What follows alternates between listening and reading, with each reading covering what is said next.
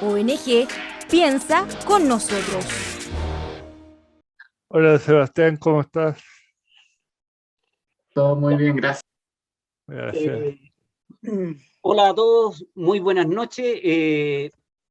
Estamos en nuestro ciclo de entrevistas durante este mes de agosto y para esta oportunidad tenemos una invitada de lujo, realmente de lujo. Ella es Paulina Bravo Guzmán, abogada de la Corporación de Asistencia Judicial, donde trabaja en la defensa y promoción de los derechos de personas con discapacidad. Es especialista en derechos humanos, es activista y presidenta de ODISEC, Observatorio de Derechos Sexuales y Reproductivos de las Personas con Discapacidad, consejera de ABOFEN, Asociación de Abogadas Feministas, consultora, conferencista y relatora en materia jurídica sobre discapacidad.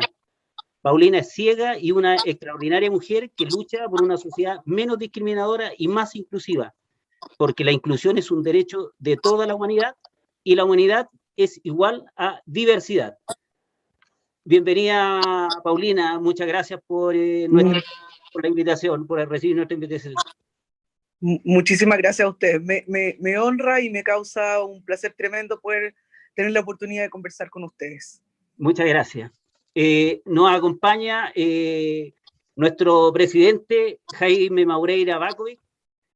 Jaime con discapacidad física desde nacimiento, es ingeniero comercial, magíster en política y gobierno y diplomado en Japón en el programa de asistencia social y discapacidad. Jaime es experto en materias de inclusión de personas con discapacidad, fundador y presidente de la ONG Piensa con Nosotros, organización que creó en el año 2005 y miembro de diferentes comisiones de equidad de género y de inclusión de personas con discapacidad. Es autor de varios artículos y capítulos. Además, escribió su tesis Institucionalidad y Políticas Públicas sobre Discapacidad en Chile, propuesta de las bases para una reforma del año 2008, por lo cual es miembro de la Red Iberoamericana de Expertos en la Convención de los Derechos de las Personas con Discapacidad. Además, es un soñador y con la convicción de querer cambiar el mundo. Hola, Jaime, buenas noches. Hola, Alfredo, gracias. Después de esta presentación, vamos a lo terrenal. Para Piensa con Nosotros, es un honor tener a Paulina y es un honor para mí conversar sobre la inclusión de personas con discapacidad con ella en diferentes temáticas. Pero antes de entrar de lleno a lo que es todo el tema técnico, el debate de políticas públicas y otro, voy a contar una breve historia. Como ya mencionó Alfredo, yo tengo discapacidad al nacer y siempre tuve esta discapacidad y siempre viví con ella. Tuve la fortuna de tener un entorno familiar bastante favorable que dejaba que yo me cayera, que me levantara, que hiciera mi vida como tenía que hacerla cualquier persona. Y así fui soñando, fui construyendo una vida en que mi discapacidad la convertí en un compañero de vida, un amigo, como escribí una vez. Y Paulina, te quiero invitar, antes que entremos a un debate más técnico y veamos puntos de vista distintos, ¿qué ha significado para ti tu vida con discapacidad? ¿Cómo era? Quiero conocerte y que los seguidores de Piensa con Nosotros, conocer a Paulina persona, la Paulina cotidiana, porque yo siempre digo, la inclusión no va en las grandes políticas, sino va en la vida cotidiana de las personas. Desde ahí nace todo. Después, más adelante, voy a contar un par de historias. Pero antes de entrar a otro terreno, me gustaría que nos contara un poco, Paulina, qué es de tu vida, cuál es tu sueño, cuáles son tus dolores, qué te dan ganas de hacer y qué sueñas. Eso, para comenzar. Bueno, mira, yo yo no nací con esta discapacidad, sí con un gen recesivo que iba en algún momento de la vida a causarme una discapacidad sensorial. Hice mi vida de manera bastante corriente, como puede ser corriente una vida en el campo, que de por sí es bien distinta a la vida de la ciudad, ¿no?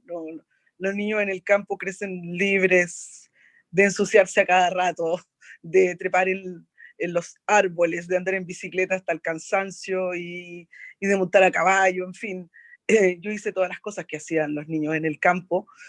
Y, y luego comenzó a bajar la visión y yo tenía un sueño desde siempre. No recuerdo algún pasaje de mi vida en que yo no haya querido ser abogada. Yo quería hacerlo. No sabía en qué consistía porque en mi familia no había ningún abogado. Yo creo que me dejé influenciar por una serie que da en los años 80 en la tele que se llama Hacer Justicia. Y creo que lo que me gustaba de la carrera imaginaria que yo dibujaba en mi mente era cómo se vestían las abogadas. Me encantaba que se vistieran de esa manera tan formal y tan bien peinada y que fueran a un tribunal y que alegaran. Eso a mí me sedujo. Y, y cuando quise entrar a la universidad, comenzó a ponerse áspero el camino, porque tuve que hacer postulaciones adaptadas, porque yo ya no veía mucho, sí lo suficiente para tener autonomía en mi movilidad, pero no lo suficiente, por ejemplo, para leer una letra medianamente regular. Hoy día existen muchos tipos de letras, ¿no? Los computadores, la tecnología hace posible esa magia, pero en aquel tiempo no era tan posible. Así es que finalmente entré a estudiar Derecho a la Universidad de Valparaíso y comencé mi carrera con mucha pasión, con mucha emoción. Lo que yo veía en mis profesores no era tan distinto a lo que se veía en la tele y comencé a aprender cosas que no tenía ni siquiera en mi más lejana imaginación que podían existir. Conocí Roma a través del derecho romano y me siguió apasionando mucho más la carrera. Y por ahí cuando la carrera estaba más o menos avanzada, yo perdí la vista. Y ahí el piso se movió de manera brutal porque no sabía cómo iba a continuar estudiando. Yo en ese tiempo usaba unos lentes fotocromáticos porque tenía serios problemas con la luz y con los cambios de luz especialmente. Entonces a las 6 de la tarde yo veía todo el mismo color, todo gris, y tenía el problema de que a las 6 de la tarde terminaba la clase de economía, entonces tenía que irme a la pensión donde yo vivía en Valparaíso, y eso comenzó a generar un estrés, porque a esa hora o tenía que irme antes o tenía que irme cuando oscureciera, porque me podía guiar por la luminaria pública. Pero a las 6 de la tarde, a la hora en que comienza a caer el día, entonces ahí era eso sí que era un problema grave para mí. Y después la vista fue agotándose de manera bien rápida, en un trayecto muy corto en el tiempo.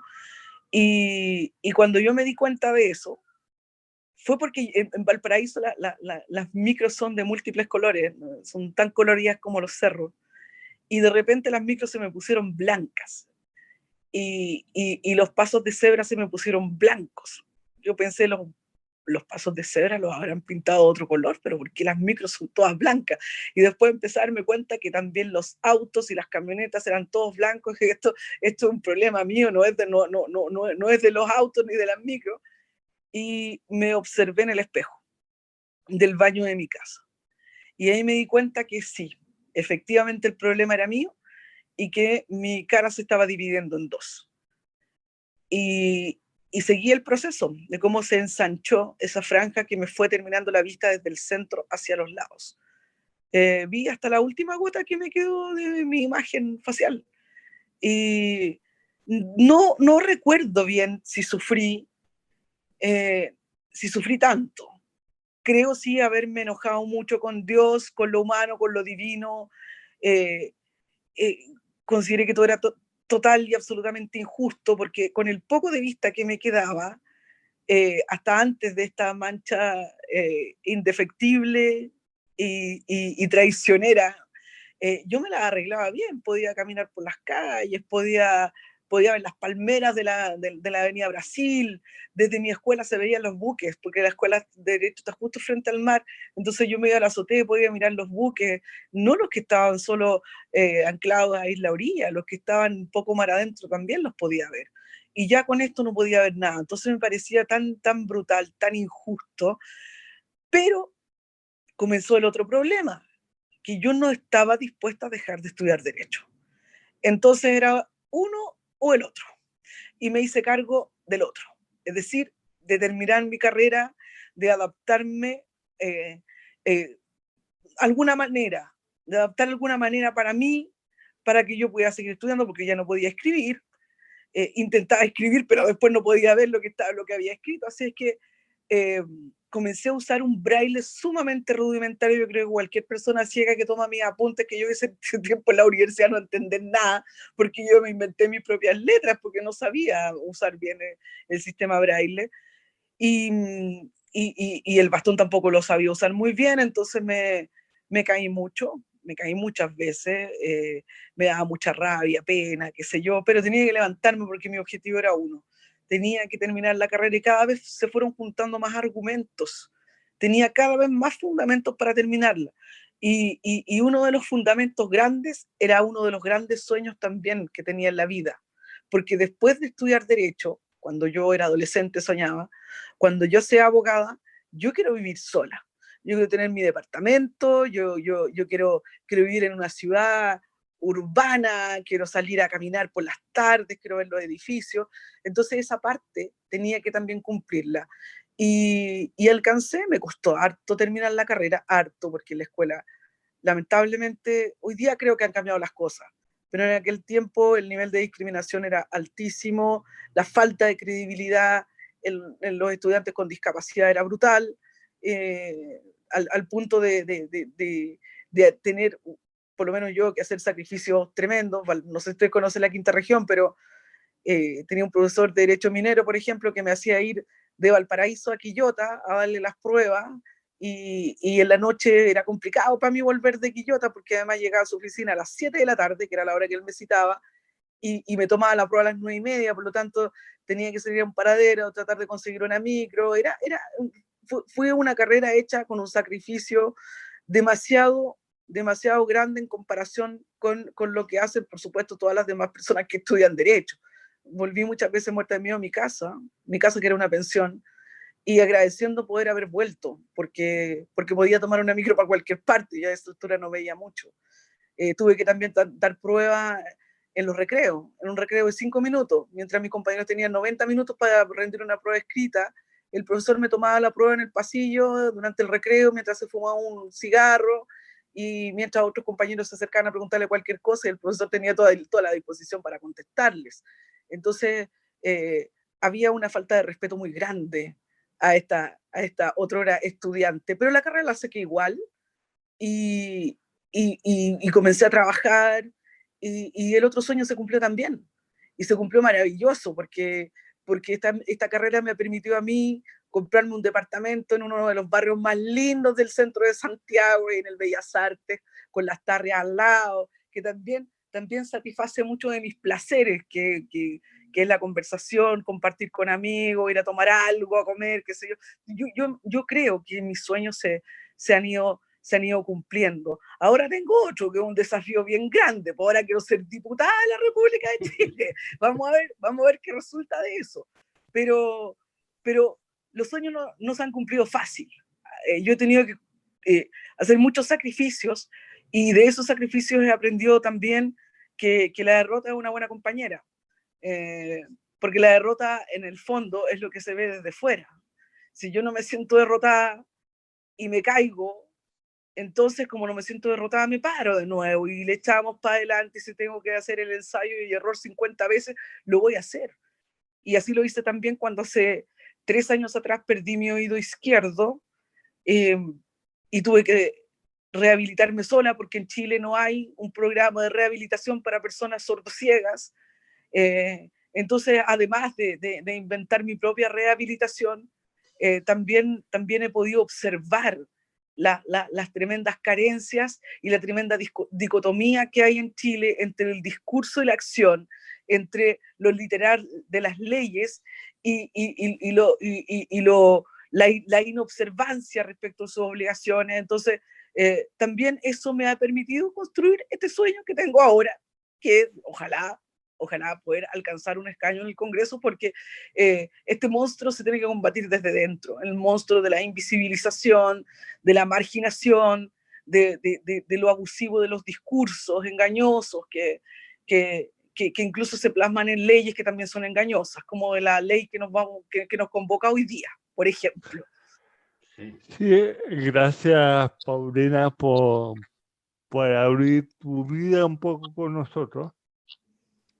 Mira, antes de entrar con la ley de inclusión laboral, te voy a contar una contradicción vital que yo tengo para que desde ahí desarrollemos varios puntos.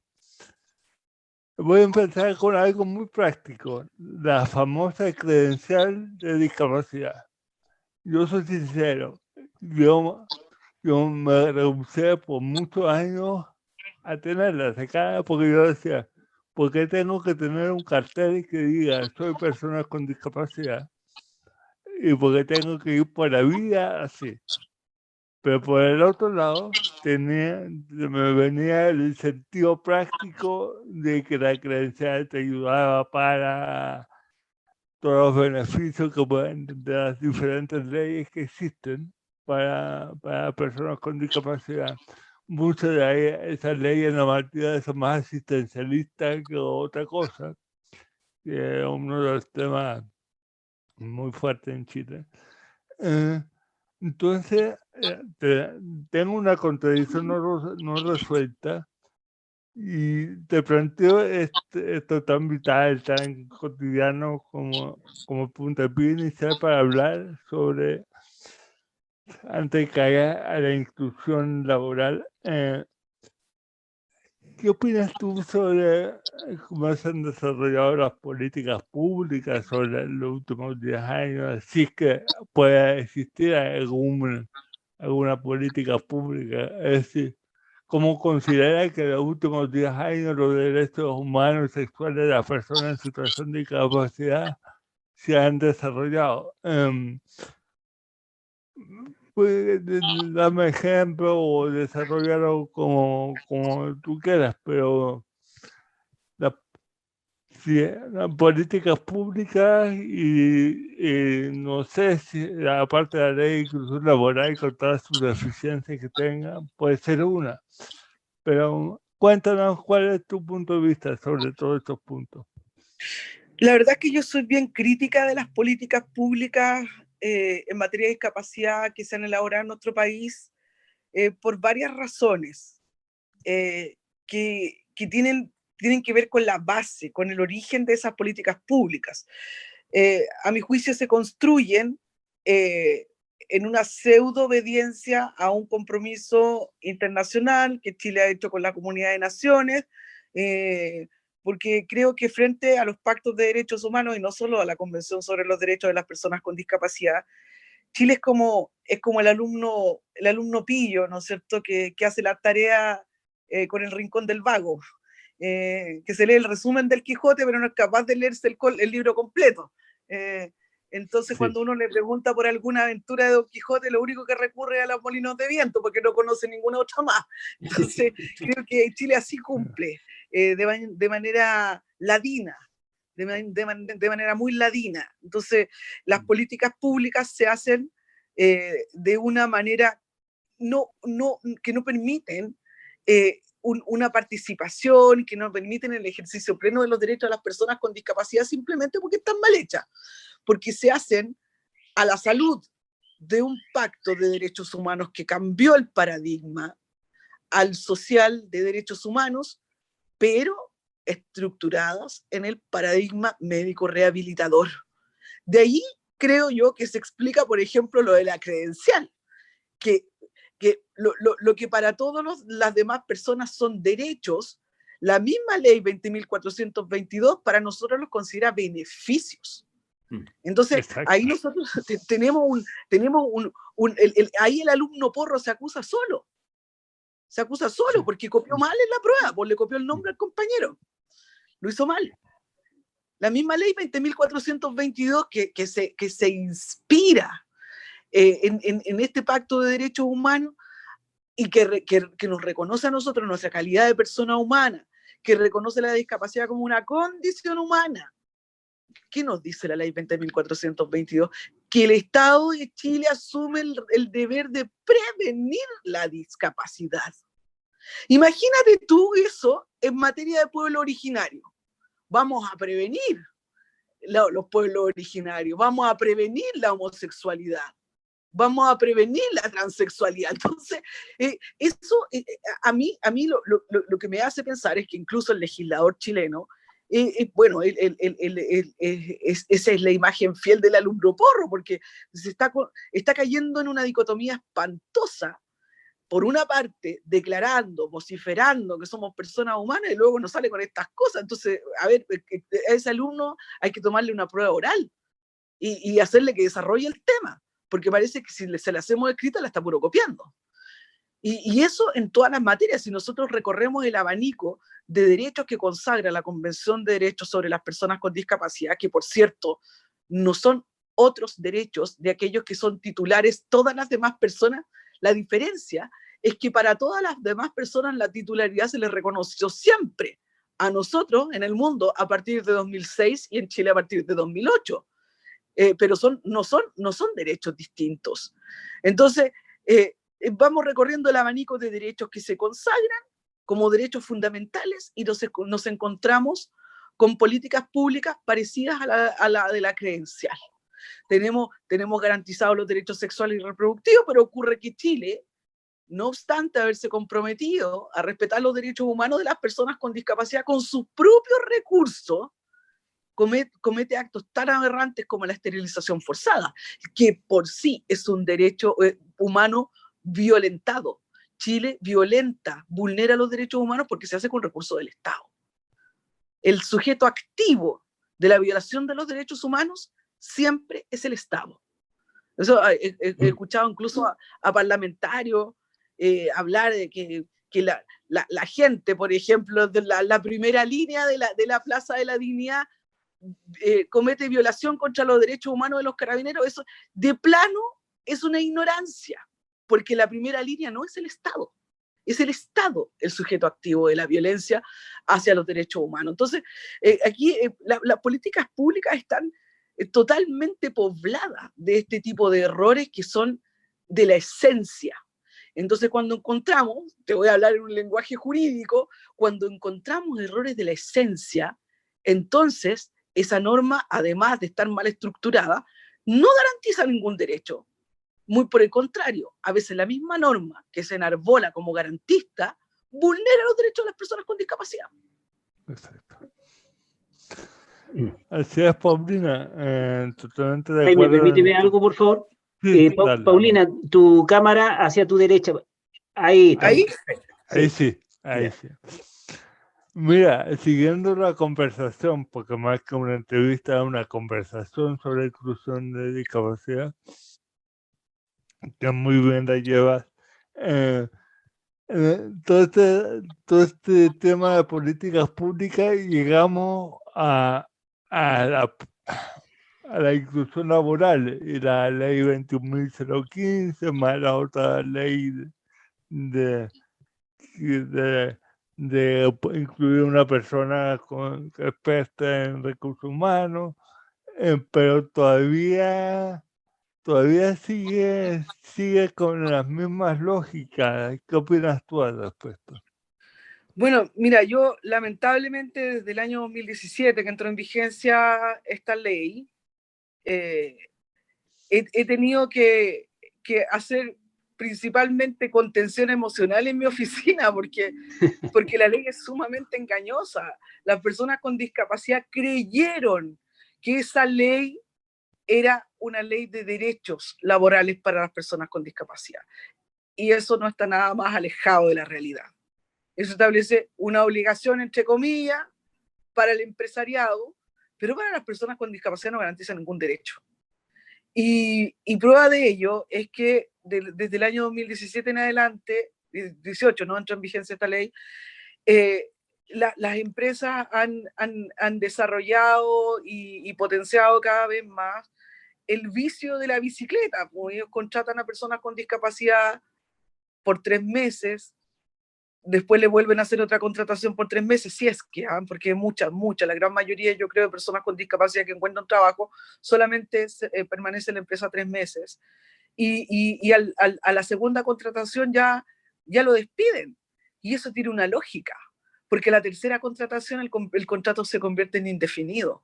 Entonces, en Chile, lo que se está haciendo con eso es impedir que las personas con discapacidad sean trabajadores con contrato indefinido, lo que en estricto rigor es lo que da la seguridad laboral, ¿no es cierto? Obvio. Y bueno, y por otra parte ahí también podemos ver el sesgo terrible que tiene la ley y la costumbre de permanecer enquistados en el paradigma médico rehabilitador. Ustedes se retrotraen en el tiempo y piensan en aquella época en que las empresas empezaron a contratar a personas con discapacidad. Yo creo que eran incontables las páginas web de las empresas donde mostraban a sus trabajadores con discapacidad. Y los discursos eran bien lamentables. Porque ellos decían, es la sonrisa de nuestro trabajador. De hecho, es más, yo les voy a contar una experiencia que tuve en un seminario de la SOFOFA, creo que era en el Hotel Dreams, allá en Punta Arenas, donde yo estaba exponiendo junto a un diputado, un señor empresario que hoy día es diputado, también el señor Undurraga, y estaba también Daniel Concha, que era el director nacional del Senadis. Por supuesto, ellos eran lo importante, así que todos presentaron antes que yo, y el director nacional del Senadis tuvo la mala suerte de exponer antes que esta abogada. Era un lugar lleno de personas, estaba lleno de empresarios, de activistas, muchas personas con discapacidad. Entonces el señor Daniel Concha hace un llamado a los empresarios y les pide que contraten a personas con discapacidad, amparándose, ¿no?, en esta norma, amparándose en la convención, y les decía, contrátenlos porque va a cambiar el ambiente de la empresa. La gente va a estar más contenta, van a ser un ejemplo de trabajadores, entonces nadie va a llegar atrasado, la gente va a producir más. Y bueno, después me tocó exponer a mí y yo les dije exactamente lo contrario. Le dije, lamentablemente lo que acaba de señalar el director nacional del Senadis es una promoción de la explotación humana, porque nosotros somos personas igual que las demás. Y yo insté a las mujeres que estaban ahí, a muchas mujeres con discapacidad, si a ustedes les duelen los ovarios mientras estén trabajando, quéjense, lloren, váyanse al baño, o bien váyanse para la casa, porque el caballero aquí no tiene ovarios. Quien lo sabe lo que duele. Y los ovarios duelen en cualquier momento, no solamente en la jornada, fuera de la jornada laboral. Entonces, esa forma de promover la inclusión laboral de las personas con discapacidad es cavernaria y, por cierto, sumamente vulneradora. Y lo que dijo él luego se manifestaba en las páginas web de las empresas. A las empresas les daban, no sé si se lo darán todavía, una cosa que se llama el sello inclusivo, y varias veces me invitaron a mí a ese espectáculo lamentable donde la empresa llevaba al trabajador con discapacidad para que hablara. Muchas personas con discapacidad se desesperaban porque no tenían ganas de hablar frente al público, porque no todo el mundo tiene esa habilidad. Pero ellos tenían que hacerlo, porque ellos tienen que agradecer que les dieron un trabajo. Eso no se hace con los demás trabajadores. Absolutamente, sí. Al cerrar, yo siempre digo, ojo con estas leyes que al final nos convierten en mano de obra barata y explotada, siguiendo el sistema llevado. Paulina, en ese sentido, ¿Cómo generar cambios relativos a la doble discriminación que sufren las mujeres y sobre todo en situación de discapacidad? ¿Cómo ayudar en ese sentido? ¿Cómo fortalecer? Hacer algo para que eso no siga ocurriendo, porque, o sea, ya todo lo que se ha hablado acá da la impresión o pareciera que estuviera como todo orquestado para que ocurriera así. Entonces, ¿cómo lograr que a la mujer no tenga esta doble discriminación? Bueno, yo creo que la primera política pública honesta que debiese erigirse en Chile es que las políticas públicas que hoy día amparan a las mujeres incluyan también a las mujeres con discapacidad. Porque hoy día en Chile eso no es así. ¿Quién se ocupa de las materias de género en el caso de las mujeres con discapacidad? El Senadis. Cuando Chile tiene un ministerio de la mujer, de equidad, de género, ¿por qué tiene que ocuparse el Senadis? Porque Chile está enquistado en el paradigma médico rehabilitador y las mujeres con discapacidad no tenemos el mismo valor que el resto de las mujeres. Además, desde lo social, las mujeres con discapacidad tampoco estamos incluidas en las reivindicaciones de los movimientos feministas chilenos. Y no es porque no lo quieran, porque no lo sepan, es porque simplemente no lo quieren asimilar, no lo quieren aceptar, porque esta abogada ha insistido hasta el cansancio con infinidad y muy conocidos grupos de mujeres feministas que han logrado conquistas grandes para casi todas las mujeres en Chile, porque habemos un grupo que seguimos segregados, porque simplemente nos consideran como las hermanas menores. La nueva ley de aborto, que estrenada hace muy poco tiempo, a las mujeres de 14 años les entrega muchas más facultades que a las mujeres adultas con discapacidad declaradas interdictas.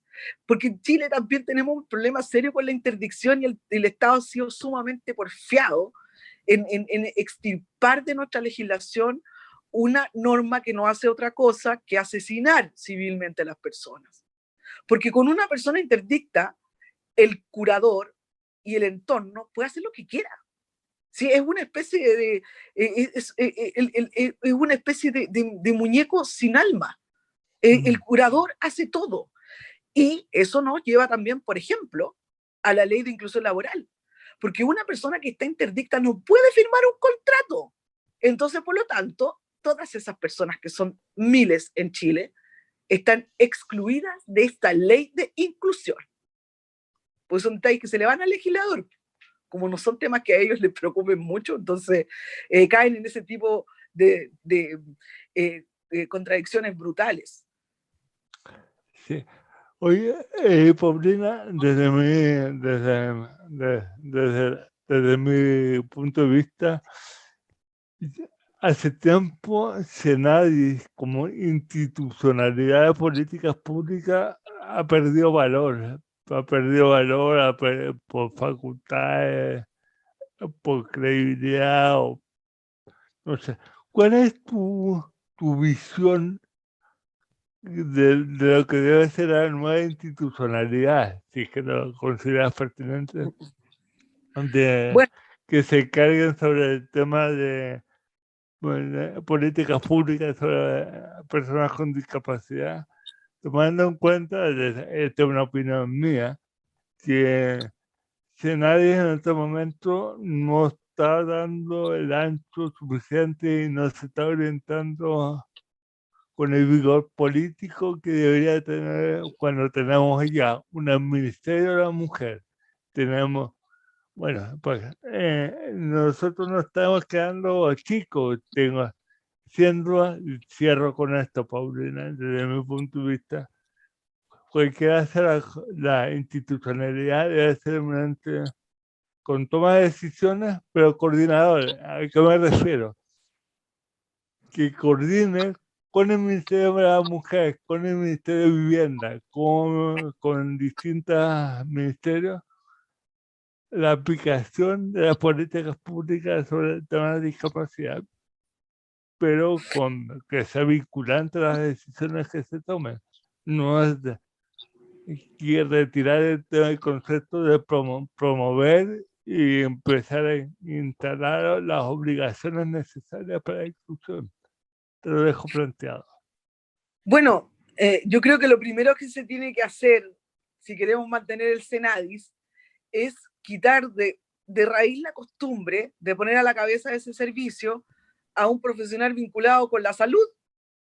Fíjate que tiene que ser terapeuta ocupacional, tiene que ser kinesiólogo, como si se tratara de un centro de rehabilitación. Y cuando nosotros, que impulsamos la convención, porque esa es una conquista nuestra de las personas con discapacidad del mundo, eso nadie lo hizo por nosotros, que muchos han profitado de eso, es una verdad irrefutable, pero eso es una conquista nuestra. ¿Qué ha pasado? Siempre ha sido una persona vinculada con la salud, y ese pacto de derechos humanos nos separa. Dice expresamente que la discapacidad no es una enfermedad. Entonces, ¿por qué no poner a un terapeuta a la cabeza de un servicio que, además, por lo innovador, porque es un servicio nuevo, tiene ¿cuántos? 6 años, desde 2010 recién, tenía que aplicarse con mayor potencia en materia de derechos humanos? Esa es porque si existe el Senadis, existe porque, por la convención. Si no, por lo tanto, si no fuese por la masa de personas con discapacidad que nos movilizamos con nuestros propios recursos, porque eso no lo financió nadie, ¿eh? Nosotros lo pagamos con nuestro propio bolsillo, todas las movilizaciones que hicimos, y sin tirar, por cierto, ni una sola piedra, nace de ahí, de nuestra creación. Y ocurre que de pronto nos secuestran parte de nuestra creación y nos instalan un servicio extremadamente burocrático y, por cierto, muy alejado de las necesidades de las personas con discapacidad. Porque resulta obsceno, amigos míos, que en Chile hoy día una persona con discapacidad tenga que esperar 4 años para que se les entregue una ayuda técnica. ¿Cómo puede ser posible algo así? Y que para que se las entregue tenga que postular un proyecto. ¿Qué tiene que decir ese proyecto? Me quebré la columna.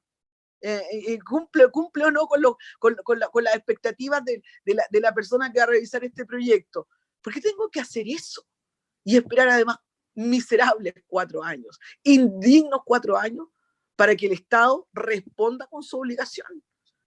Y el Senadis ahí no ha hecho nada. He hecho un ejemplo bien cercano. Yo no sé cuál es la profesión que tiene el actual director nacional, que está instalado ahí después de la Jimena Rivas, no sé cuál será su profesión, pero fíjate que hace unos días atrás hubo un espectáculo bien lamentable que tuvimos que sufrir los espectadores por enésima vez. Pleno siglo XXI, en el pleno mes de agosto, bien avanzado el año 2021, y como es costumbre, una joven tuvo que bajar arrastrándose por las escaleras del metro porque el metro tiene malos los ascensores. Y entrevistan al director nacional del Senadi, y el director nacional le sugiere ir al juzgado de policía local a presentar una denuncia. Como ya, vaya y arrégleselas como pueda. Se le olvidó a él que desde hace 10 años existe un programa de acceso a la justicia financiado con recursos del Senadis y que tiene abogados expertos para representar a las personas con discapacidad en cualquier juicio de que se trate. Se le olvidó. Entonces hay una desconexión absoluta entre el deber, el hacer, el decir, el pensar, el actuar. Entonces aquí, de verdad que si tú me preguntas por una institucionalidad que se acerque a lo menos un poco a lo que nosotros pretendíamos en la convención, aquí habría que estructurar todo de nuevo. Exacto. Todo de nuevo.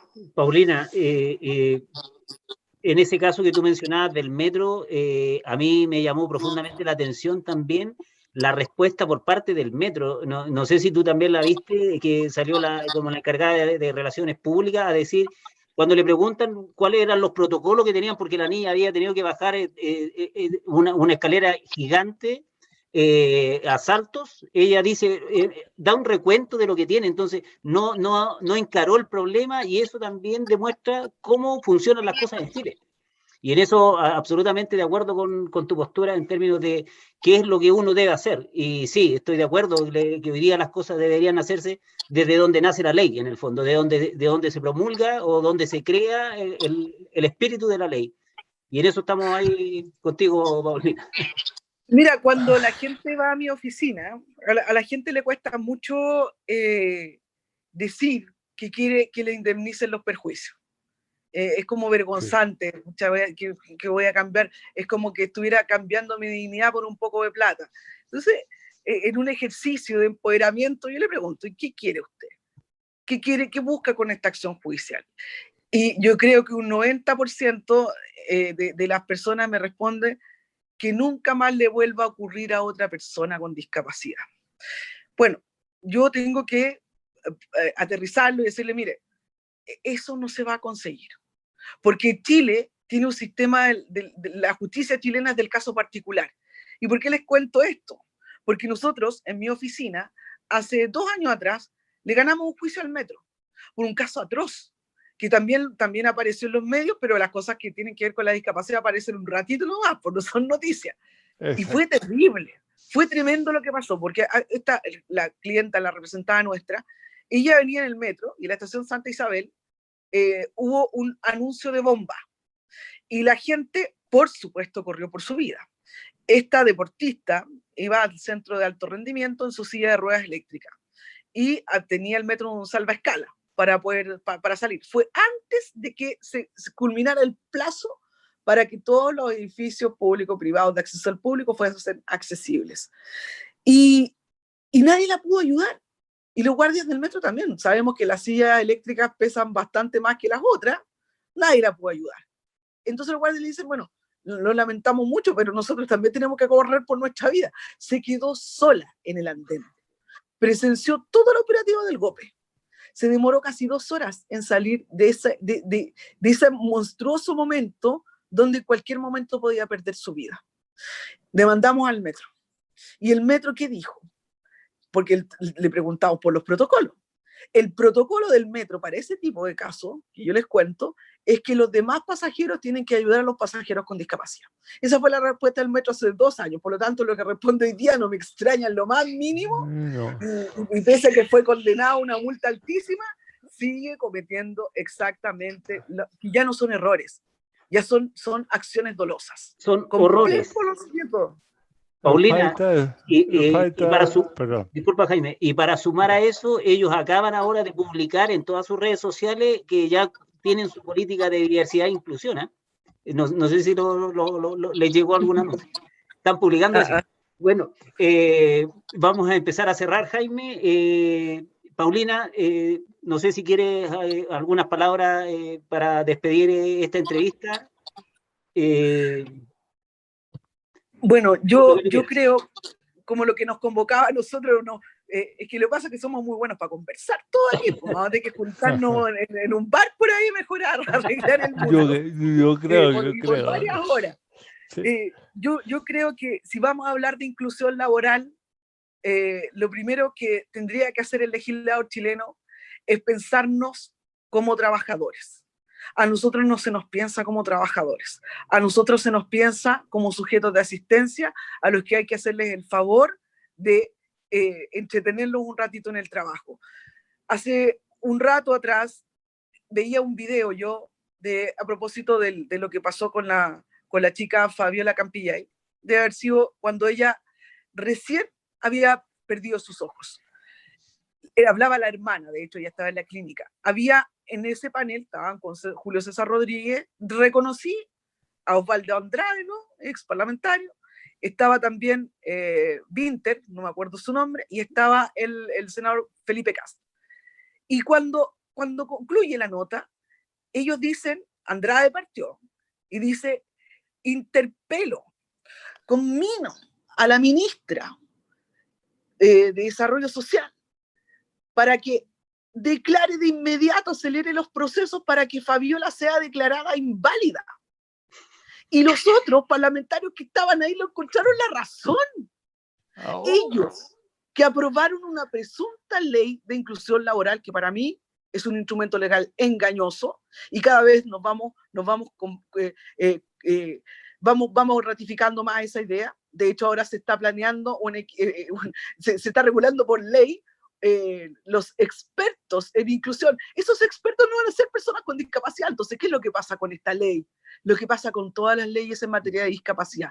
Benefician a todos los satélites que nos coartan el avance para consolidarnos nosotros como ciudadanos, como personas iguales en dignidad y derechos. Son leyes engañosas. Yo lamento decírselo, pero es una postura que algún día me gustaría cambiar, porque ese día nosotros vamos a ser libres y vamos a ser personas iguales en dignidad y derechos que todas las demás personas. Muchas gracias. Muchas gracias, Paulina, por tu tiempo, por tu palabra, tu concepto. Nosotros como ONG, como organización y en particular también, hablamos que queremos que la inclusión de personas con discapacidad para que seamos ciudadanos libres. Y ser ciudadanos libres no es conceptual, sino nos podamos desempeñar haciendo lo que queremos con la misma oportunidad de todos, con la misma autonomía que cualquiera, nada más ni nada menos. Exacto. Y eso depende, creemos que simplemente depende de nosotros y de nuestra manera de accionar en la vida. Actualmente la gran mayoría de las personas con discapacidad no son ciudadanos libres en Chile, sino se someten a una cantidad de discriminación y barreras que las leyes actuales no están colaborando para nada. Te doy las gracias en nombre de la ONG Piensa con Nosotros, en nombre mío, por esta participación tuya y espero que nos sigamos encontrando en diversas actividades y sobre todo en un bar tomando cerveza y hablando de cómo arreglar el mundo y cómo debemos conquistar el mundo. Un abrazo grande y gracias por todo. Muchísimas gracias, ha sido un gratísimo placer estar con ustedes. ONG Piensa con Nosotros.